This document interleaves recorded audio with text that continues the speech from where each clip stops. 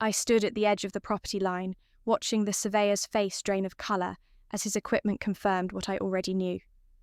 The land everyone in town called cursed, the same barren stretch my family had mocked me for buying, was sitting on a gold deposit worth $40 million.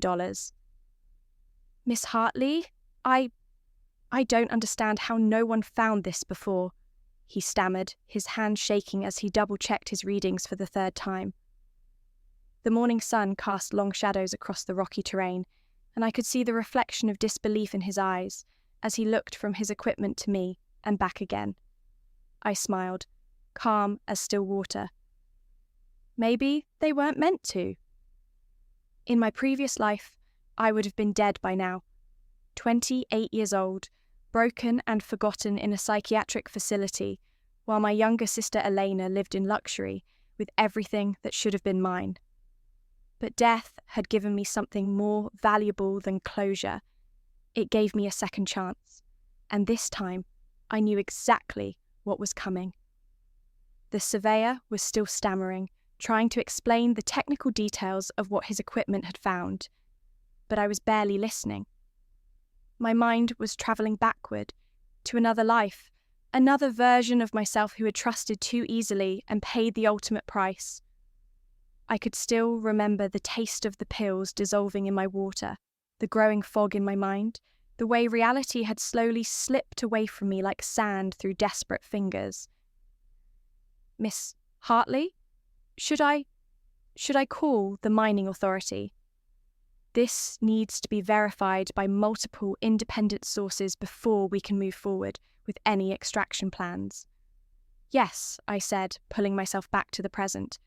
Call everyone who needs to verify it.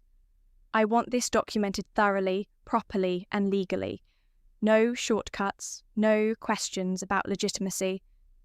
He nodded eagerly and hurried back to his truck, already pulling out his phone. I remained standing there, looking out across the property that had saved me, that had been my insurance policy, my secret weapon, my proof that I could see what others couldn't. The cursed land. That's what they'd all called it. And I'd let them believe it, right up until the moment I knew the truth would matter most. My first life ended on a cold October morning in 2019. I remember everything about that day with the kind of clarity that comes from trauma. The pale yellow walls of my room at the Riverside Psychiatric Facility, the scratch of rough cotton sheets against my skin, the distant sound of someone screaming in another wing. I remember the feeling of the pills dissolving in my water at breakfast, placed there by hands I'd trusted since childhood, and the growing numbness that followed. Eleanor had perfected the art of slow poisoning, never enough to kill immediately, just enough to make me seem unstable, forgetful, paranoid. She'd started small, years before I realised what was happening. A little something in my coffee that made me drowsy during important meetings. A slightly larger dose that caused me to forget appointments I was certain I'd scheduled. Each incident carefully spaced, each one making me question my own competence, just a little bit more. By the time I realised what was happening, our mother had already signed the papers to have me committed. I'd tried to fight it, tried to explain to the doctors that I wasn't crazy, that someone was doing this to me. But every word I spoke only made me sound more paranoid, more delusional, more in need of the help they were forcing on me. Camilla's always been troubled, Elena told the doctors, her voice dripping with false concern, each word delivered with the precision of an actress who'd rehearsed her lines 1,000 times. Ever since father died, she's had these episodes. We've tried to help her, we really have, but she refuses to accept treatment. She's convinced that everyone is plotting against her. The doctors had nodded sympathetically, making notes on their clipboards, never once questioning why a healthy 25-year-old woman had suddenly developed severe mental illness. Never once investigating whether there might be an external cause for my symptoms. Our father had built Hartley Industries from nothing, a manufacturing empire worth over $200 million. He'd started with a single factory, working 18-hour days, building relationships with suppliers and clients through sheer determination and integrity. I'd watched him do it, shadowed him through every factory tour, sat in on business negotiations since I was 16, spent late nights in his study, learning about profit margins and supply chains and the delicate art of negotiation. He'd promised it all to me, his eldest daughter, the one who'd earned it through years of dedication. "You're the one with the mind for this, Cammy," he'd told me countless times. "Eleanor's smart, but she doesn't have the passion for it that you do. She doesn't understand that business isn't just about making money. It's about building something that lasts, something that matters." I'd believed him. More than that, I'd worked for it. While Elena was at parties and social events, I was learning everything I could about manufacturing, about business operations, about leadership. While she was cultivating her social network, I was earning the respect of factory foremen and learning the names of every employee in our main facility. But I made one fatal mistake. I trusted my family. Father's death was sudden. A heart attack at his desk, surrounded by the quarterly reports he'd been reviewing. I was 24, devastated, grieving the loss of not just my father, but my mentor, my hero, the man who'd believed in me when no one else did. Eleanor was 21, recently graduated from college with a degree in communications. Not business, not management, but communications, and seemingly supportive during those dark days. Mother had always preferred her, the beautiful one, the charming one, the daughter who knew how to smile and manipulate rather than work and build. "Eleanor has grace," Mother would say, as if grace were more valuable than competence. "She knows how to handle people, how to make them feel special. That's a gift, Camilla. You should learn from her." I tried not to let it bother me. Father's approval had been enough. But now, Father was gone, and I was alone with two women who'd never really loved me, who'd only tolerated me because Father had insisted on it. Within weeks of the funeral, things began to shift in ways so subtle I almost didn't notice at first. Documents went missing from Father's study, contracts he'd shown me, notes about his succession plans, letters he'd written about his vision for the company's future. I'd search for them frantically, certain I knew exactly where they should be, only to find empty folders and bare drawers. Father's lawyer, Mr. Patterson, suddenly announced his retirement. "I'm moving abroad," he told me when I tried to talk to him about Father's will.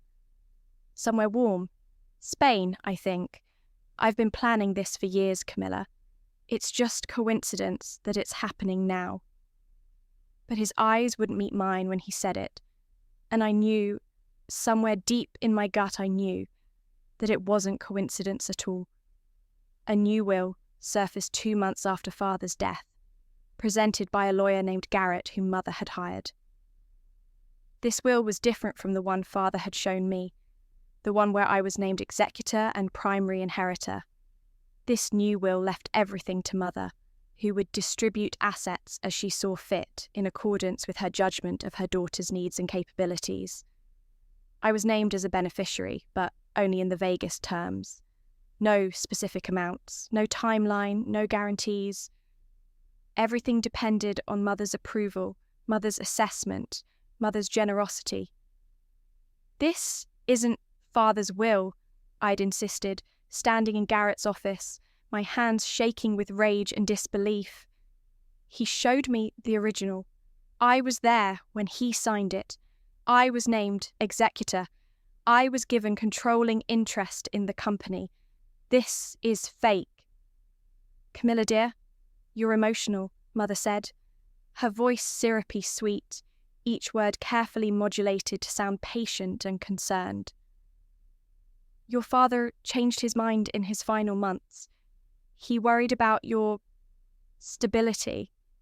He confided in me that he wasn't sure you were ready for the responsibility." "That's a lie. He never said anything like that. He was preparing me to take over. We had plans." You have plans, Mother interrupted gently. Your father had concerns. There's a difference, sweetheart. Eleanor's hand on my shoulder felt like a spider's touch, delicate and poisonous. Sister, please don't make a scene. We're all grieving. This isn't the time to be selfish. Selfish? I'm trying to honour Father's actual wishes. You're trying to take everything for yourself, Eleanor said, and there was something in her voice that made me look at her sharply. Was that satisfaction I heard? Triumph? Father loved both of us, Camilla. It makes sense that he'd want Mother to distribute things fairly, rather than giving you all the power. I fought. God, how I fought. I hired my own lawyer, a woman named Rebecca Torres, who specialised in estate disputes. She was sympathetic, but realistic. Without the original will, we have an uphill battle, she explained. Patterson's gone, and he took his records with him. The witnesses your father used are all conveniently unavailable or claiming they don't remember the details.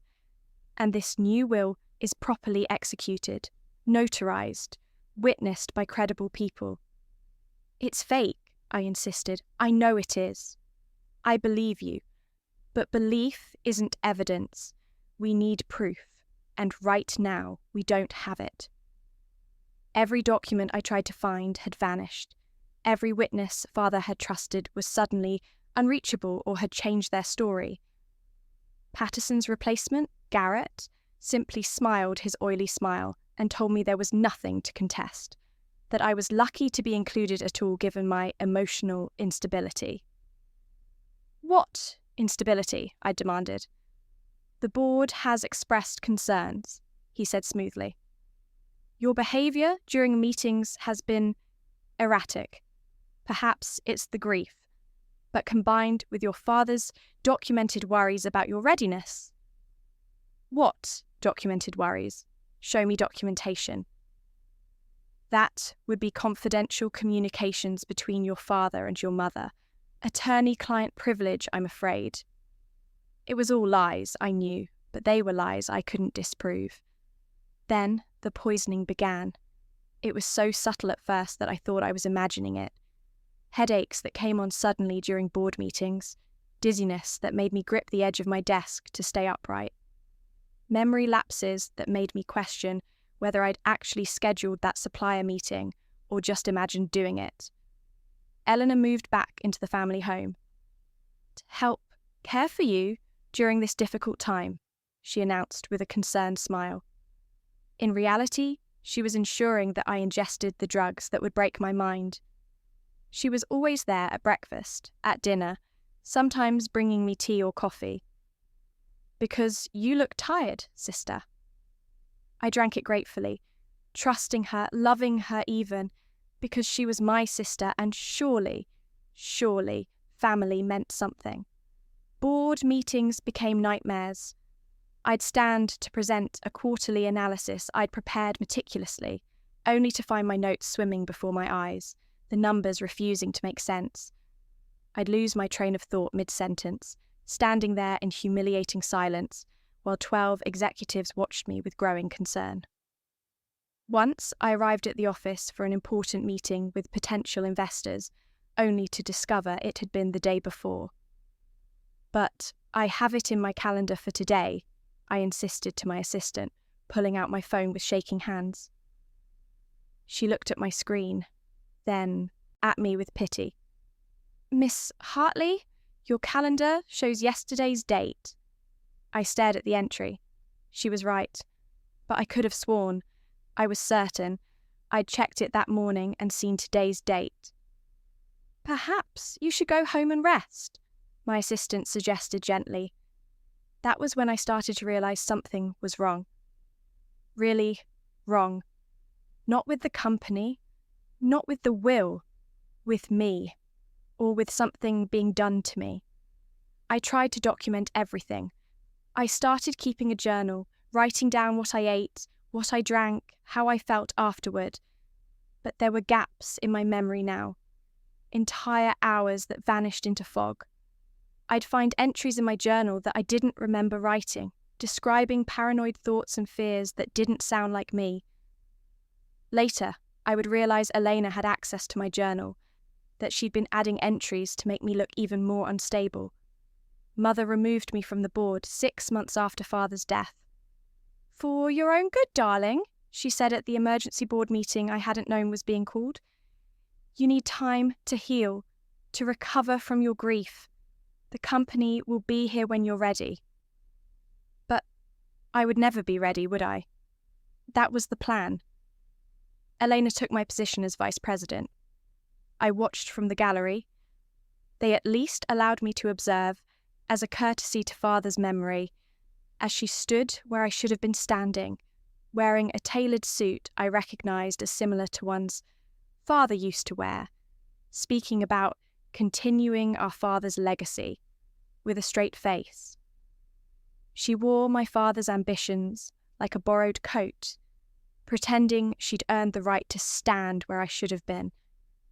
And the board, Father's board, people who'd known me since I was a teenager, nodded and smiled and welcomed her. I tried to leave. I couldn't stay in that house, with those women watching as they stole everything Father had built. I packed my bags, withdrew what money I could access from my personal accounts, and bought a train ticket to Seattle. I would start over, I told myself. I'd build my own company, my own life, something they couldn't touch.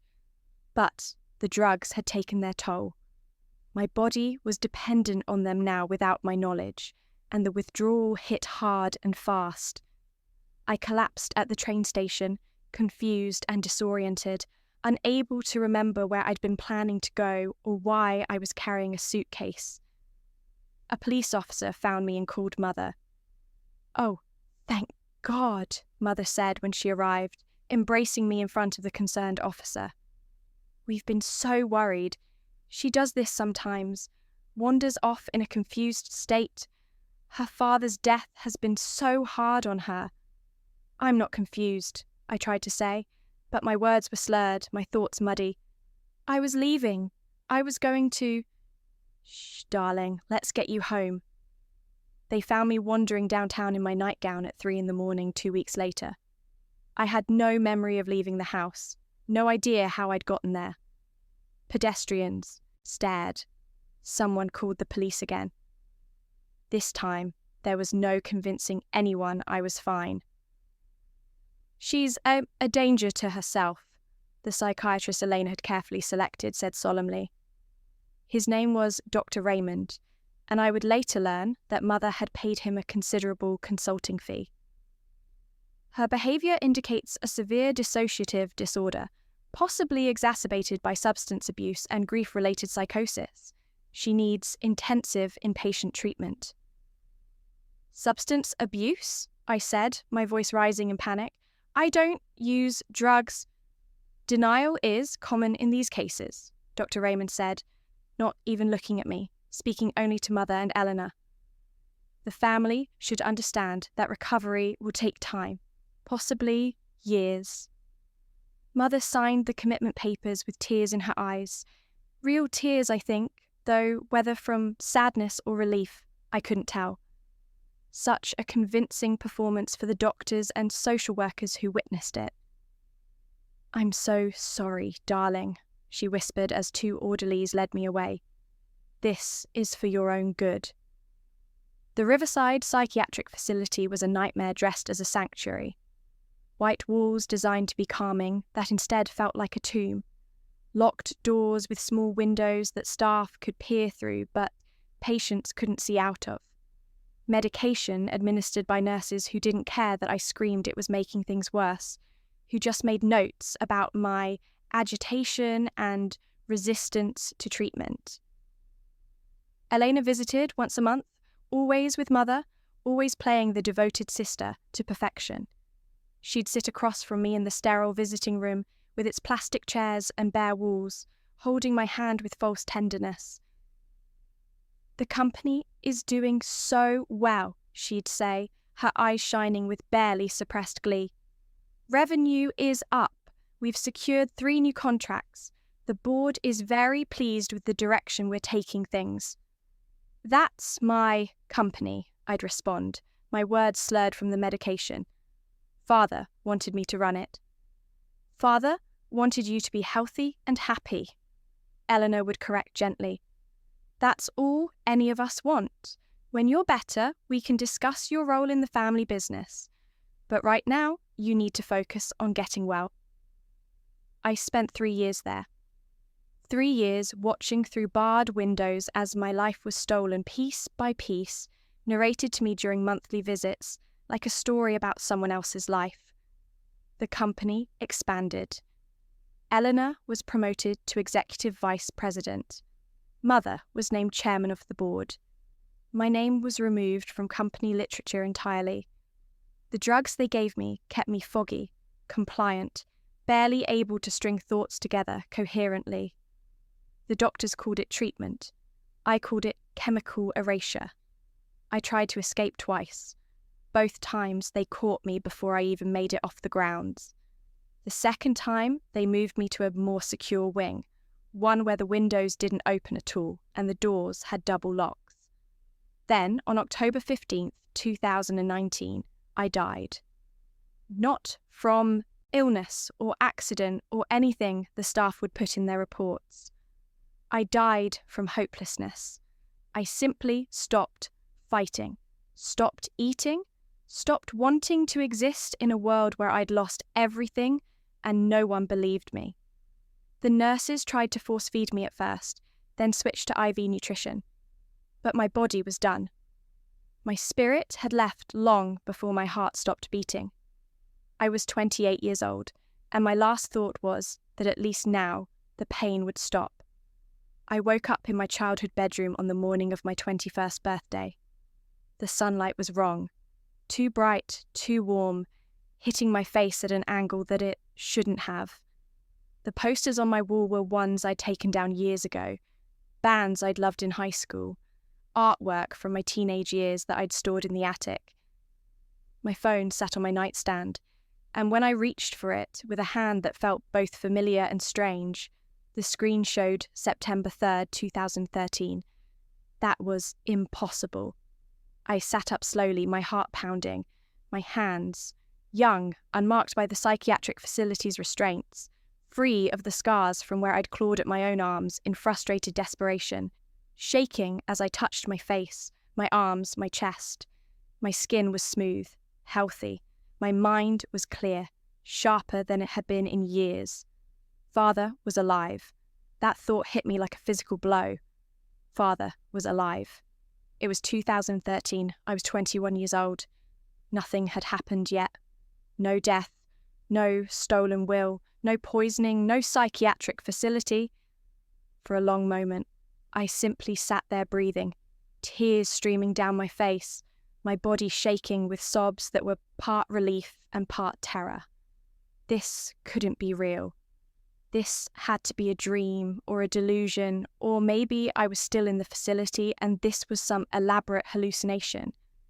But it felt real. The sunlight on my face felt real. The sounds of the house waking up around me, Mother's voice somewhere downstairs, the clink of dishes in the kitchen, the distant sound of Father's morning news program, all felt absolutely, undeniably real. I got up and walked to my mirror, half expecting to see the broken woman I'd become, the hollow-eyed ghost from the facility.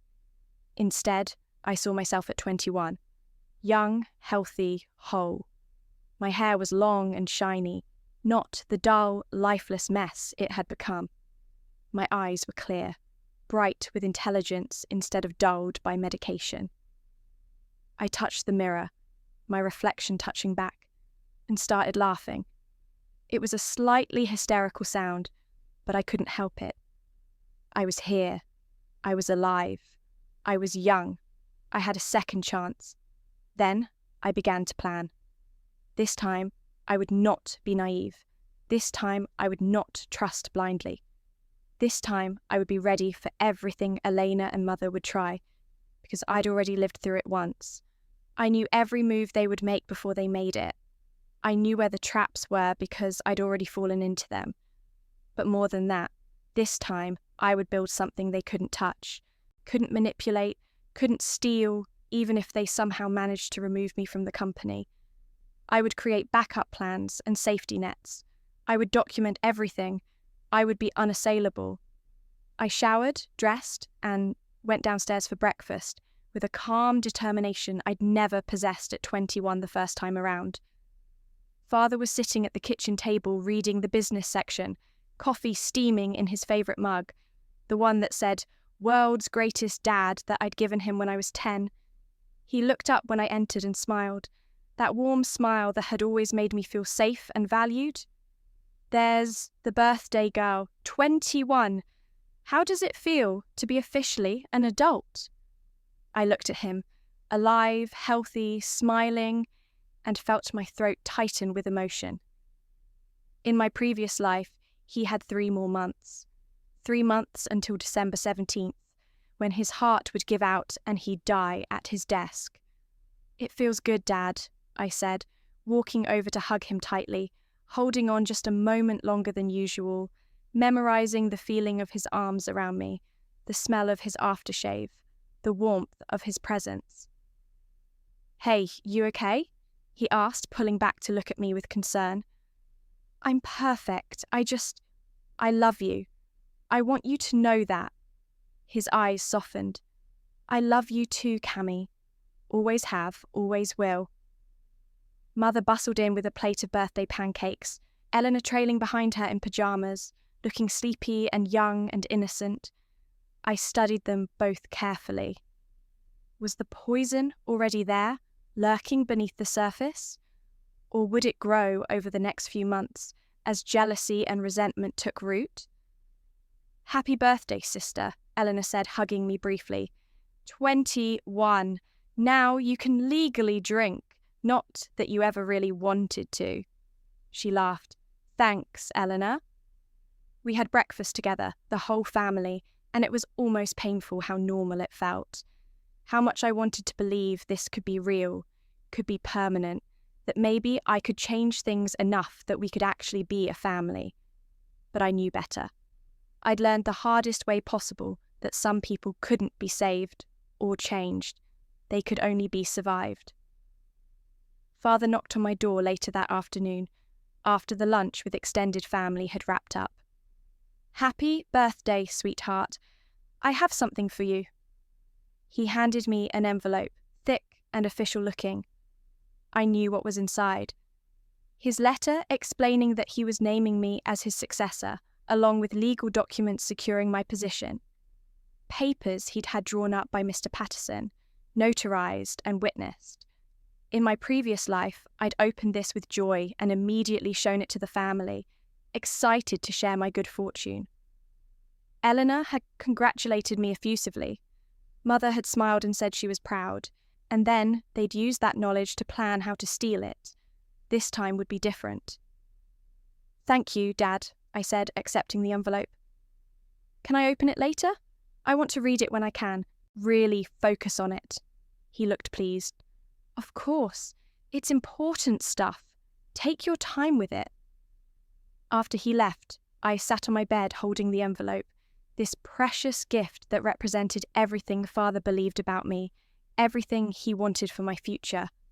I opened it carefully, reading every word of his letter, even though I'd memorized it years ago. "My dearest Camilla, as you turn 21 today, I want to formalize something I've known for years. You are my successor in every way that matters. You have the mind, the heart, and the dedication to lead Hartley Industries into the future. The enclosed documents name you as my executor and primary inheritor. Upon my death, you will receive controlling interest in the company and all associated assets. Your mother and sister are provided for generously, but the company itself is yours. I trust you to protect it, grow it, and honour the legacy we've built together. I know this is a heavy responsibility, but I also know you're ready for it. You've earned this through years of hard work and genuine passion for the business. Never doubt that you deserve this, Camilla. Never let anyone convince you otherwise. I'm proud of you every single day.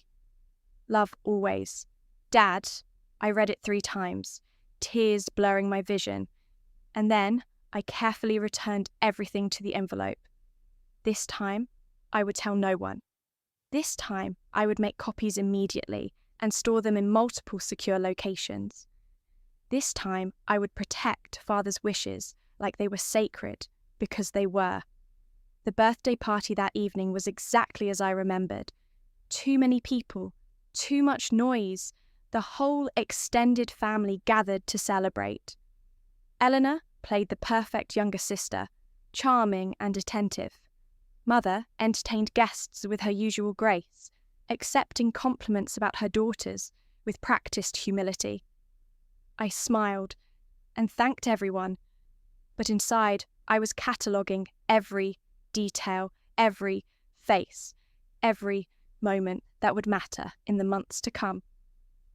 Eleanor cornered me near the champagne table around 9 o'clock, holding 2 glasses and offering me one with a conspiratorial smile. Can you believe we're both adults now? Well, almost. Just me waiting 2 more years until I'm 21 like you. She looked so innocent in that moment, so sweet and sisterly. I wondered, not for the first time, if the poison had always been there, or if something would plant it between then and Father's death. Had she always envied me, or would the envy grow as she watched me step into the role she'd wanted? It's hard to believe, I said carefully, accepting the champagne but not drinking it yet. Old habits from a life not yet lived. Father must be so proud of you. His little successor. There was something in her tone. Was it resentment? Or was I reading into it, seeing shadows where none existed yet? He's proud of both of us, I replied, watching her face carefully. Of course. She sipped her champagne. Though I suppose you'll be the one running everything someday. I'll just be, what? Vice President of looking pretty? She laughed, but there was an edge to it. Elena, you could do anything you want. You're brilliant. You just graduated with honours. In communications, she interrupted. Not business. Not like you, with your degree in business management and your fancy internships and your years of apprenticing under Father. I'm the pretty one, remember? The charming one. That's my role in this family. That's not true, isn't it? She leaned closer, her voice dropping. Father loves you more. He always has. And now he's giving you everything. The company, the legacy, the future. What am I getting? A trust fund and a pat on the head? There it was. The poison had always been there. I just hadn't wanted to see it. Father loves both of us, I said firmly. And whatever happens with the company, that doesn't change your value or your future. You can build your own legacy, Elena.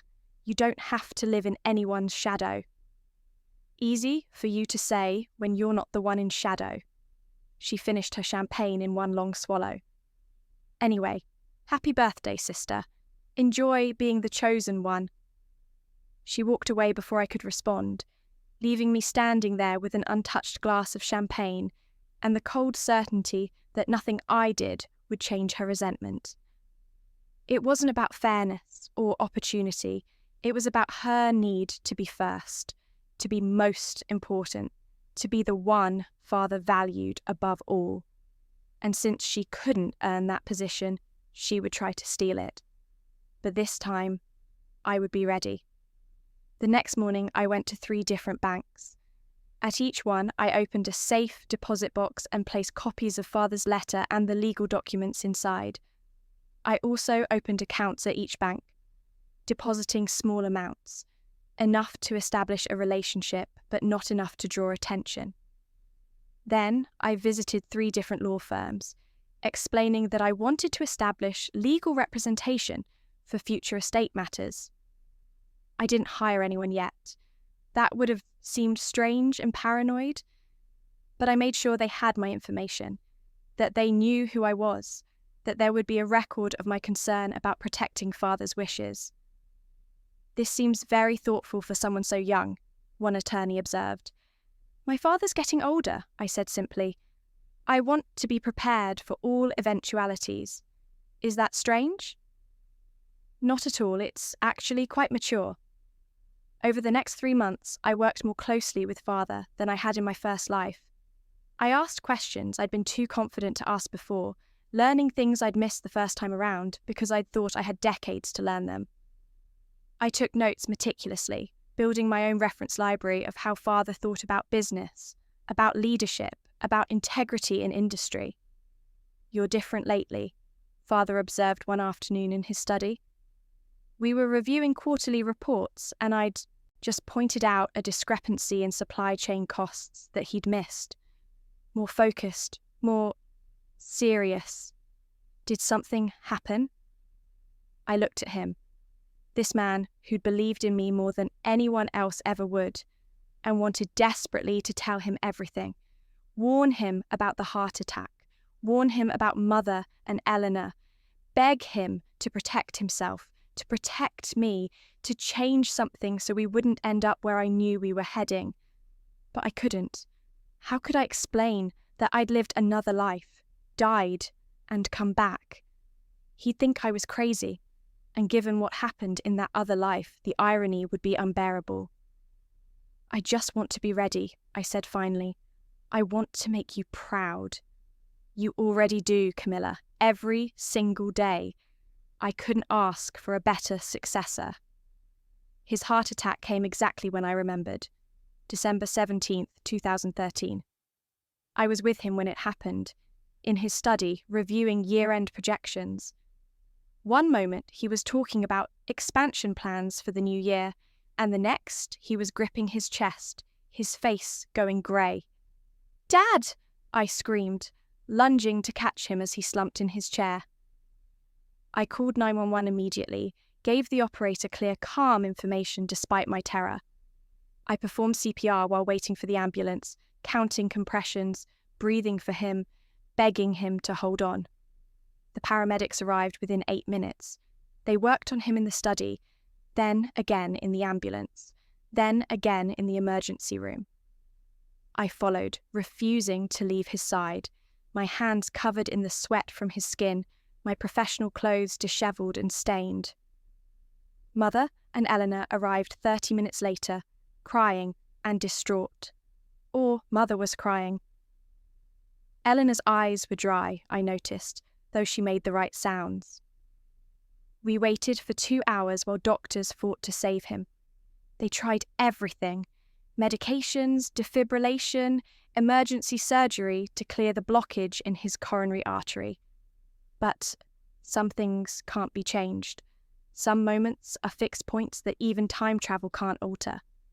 Father died at 4:47 p.m, with me holding his right hand and Mother holding his left. Eleanor stood at the foot of the bed, finally crying real tears, whether from grief or from relief that her path to the company was now clear. I would never know. "Take care of the company," Father whispered to me in his final moments, his voice barely audible. "Don't let anyone take it from you. Promise me, Cammy." "I won't, Dad. I promise. I swear it." "Good girl. So proud of you." And then he was gone. I sat there for a long time after, still holding his hand as it grew cold, memorizing his face, saying goodbye to the only person who'd ever truly believed in me. Mother and Eleanor left the room, overcome with emotion, but I stayed until the nurses gently suggested I should go, that there were procedures they needed to follow. "I'll protect what you built, Dad," I whispered before I left. "This time, I'll protect it. I swear." The funeral was the same nightmare as before. Black clothes and false sympathy, people who barely knew Father offering hollow condolences, Mother playing the grieving widow with Oscar-worthy performance. But I was different now. I watched everything with detached observation, analysing rather than experiencing.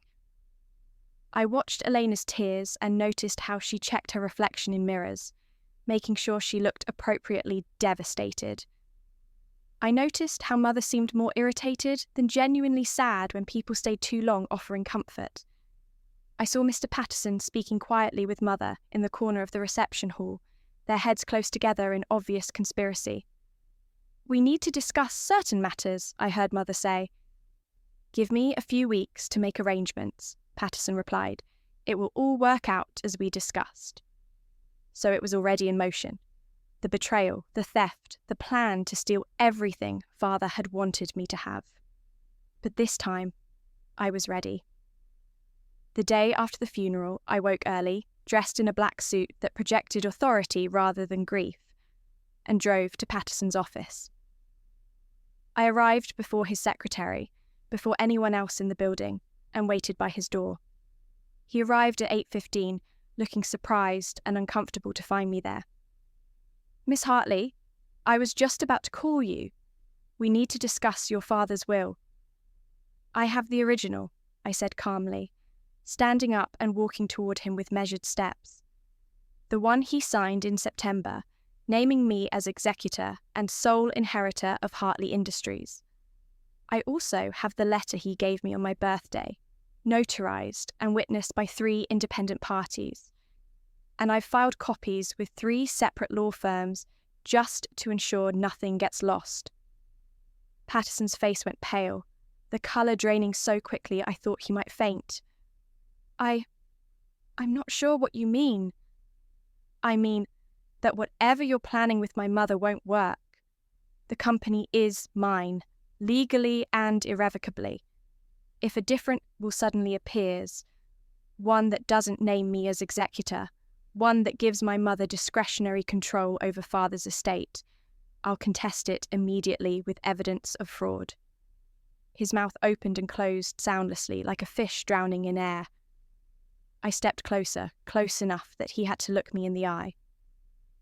"I'll also investigate your planned retirement to determine if financial incentives were offered to make you disappear. Father trusted you for 20 years, Mr. Patterson. I know he never would have changed his will to cut me out, and I know you know that too. The question is whether you're willing to betray his memory for money, or whether you'll choose to honour the man you claim to respect. Your mother has certain concerns about your readiness." "My mother has certain ambitions for my sister," I interrupted, my voice still calm but now edged with steel. "And you've been offered something to help facilitate those ambitions. I don't know if it's money, or threats, or promises of future legal work. I don't particularly care. What I care about is this. You can choose to honour my father's actual wishes, or you can choose to become entangled in a very public legal battle that will destroy your reputation and possibly result in criminal charges for conspiracy to commit fraud." I placed a folder on his desk. "Inside, you'll find contact information for 3 law firms who are prepared to represent me, along with copies of Father's original documents. You have 48 hours to file the correct paperwork and execute my father's will as written. If you don't, I'll assume you've chosen the difficult path, and I'll proceed accordingly." I turned to leave, then paused at the door. "My father trusted you, Mr. Patterson. He spoke highly of you for years. Don't let the last thing you do in his memory be betraying his daughter. You're better than that, I hope." I didn't wait for his response. I simply walked out, my heels clicking against the marble floor with confident precision. 2 days later, Patterson filed the correct will. Mother was furious. Eleanor was shocked, but the law was clear, and I'd made it impossible for them to maneuver around it. The years that followed were a careful dance of strategy and vigilance. I built Hartley Industries with the advantage of foresight, avoiding pitfalls and seizing opportunities I knew were coming. The company thrived. But more importantly, I bought the Morrison property, the cursed land, and waited patiently for technology to catch up with my knowledge. Mother and Eleanor tried various schemes to undermine me. The false psychiatric hold, the rumours, the lawsuit threats. Each time I was prepared, always 3 steps ahead, always calm, always in control. And when the gold was finally discovered, when my $40 million insurance policy proved that my instincts were infallible, they finally understood that they had lost completely. Now, standing on this property at 30 years old, an age I never reached before, I felt something I'd never experienced in my first life. Peace. The surveyor was calling someone, his voice excited and disbelieving. Workers were beginning to arrive for the day shift, their trucks kicking up dust on the access road. The sun was climbing higher, warming the air, making the rocky terrain glow golden. I pulled out my phone and took a picture of the view, not for social media or publicity, but for myself. A reminder of what I'd built, what I'd protected, what I'd claimed when everyone said it was worthless. My phone buzzed with a message from my assistant. Board meeting at 2 p.m. Quarterly reports show 18% growth. Everyone's very pleased. I smiled and pocketed the phone. The company was thriving. The property was producing. My life was mine, fully and completely, in ways I'd never imagined possible. I thought about Elena, somewhere in Europe, living off her trust fund, and probably still bitter about everything she tried and failed to steal. I thought about Mother, alone in the family home, surrounded by luxury she hadn't earned. I wondered if they ever thought about me, if they ever understood that their cruelty had created something stronger than they could imagine. But mostly, I didn't think about them at all, because that was the real victory. Not destroying them, but becoming so successful, so secure, so completely beyond their reach that they simply didn't matter anymore. I took one last look at the land before heading back to my car. The land everyone called cursed, the land full of gold, the land that represented everything I'd learned about seeing value where others saw only fear. Sometimes the things people fear most aren't dangerous at all. They're just waiting for someone brave enough to claim them. I was that someone, and I'd never looked back.